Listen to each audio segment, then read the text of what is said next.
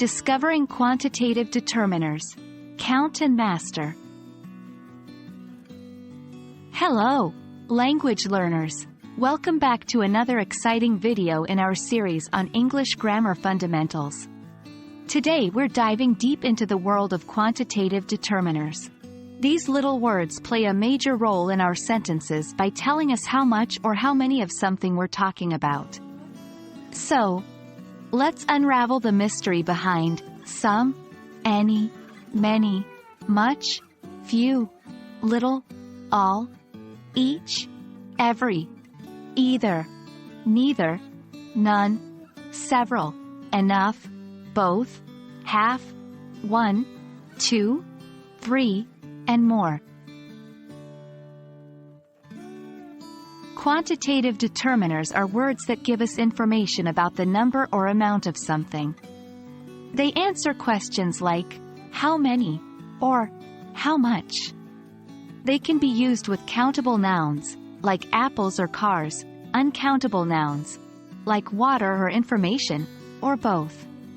It's essential to understand how to use these determiners correctly to enhance your English fluency. Now let's break down the various types of quantitative determiners. 2.1 Determiners for countable and uncountable nouns. Some and any are used with both countable and uncountable nouns. Some is used in affirmative sentences and offers, while any is usually used in questions and negative sentences. For example, I have some books. And, do you have any books? Many, few, and several are used with countable nouns, while much, little, and a little are used with uncountable nouns. For example, I have many friends. But, I don't have much time. 2.2 Determiners for countable nouns only. All, each, every, either, neither, none, both, one, two, three, etc. are used specifically with countable nouns. For example, I liked both of the movies. Or, I don't have either of the books. 2.3 General quantitative determiners. Enough and half can be used with both countable and uncountable nouns. For example, I have enough money. Or, I ate half of the pizza.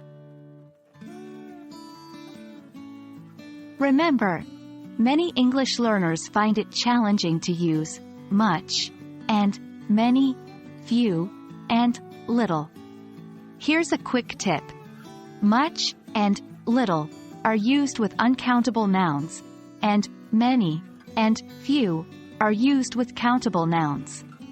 Practice these determiners with different nouns to get a grip on their usage. And that's a wrap on our lesson about quantitative determiners. We've discussed some key types and how to use them. Remember, practice is crucial when it comes to mastering these determiners.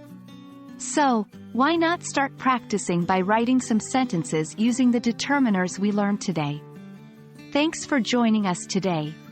Keep practicing, stay curious, and keep exploring the beauty of English language learning. See you in our next video.